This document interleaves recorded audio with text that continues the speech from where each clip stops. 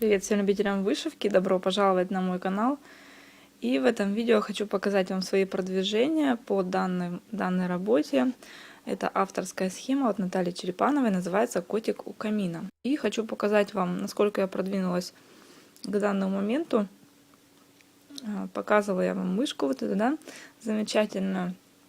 Также у меня вышелся до конца столик. На нем появилась замечательная книга.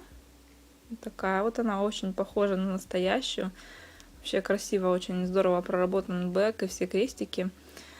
Также появился здесь чайничек, такой вот красненький. На чайничке есть такие вот шарики, кружочки, пузырьки, называйте как хотите. Очень тяжело было его вышивать, потому что его практически не видно. Ну так, что-то есть, да. И вот такая вот свечка. Это все, что у нас стоит на столе. Дальше я перешла в правую часть и начала вышивать камин. Вот вы видите уже кусочек, угол камина, и появился у меня уже огонь, который вышивался полукрестом. И часть камина также вот есть серого цвета. Очень понравилось мне вышивать серым цветом. У меня какой-то парадокс.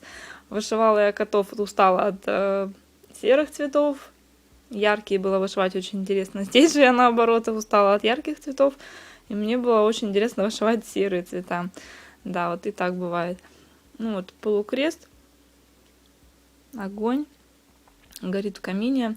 Я уже вышивала камин, то есть что-то знакомое есть вот в этих кирпичах, но там мне было посложнее вышивать, здесь попроще намного.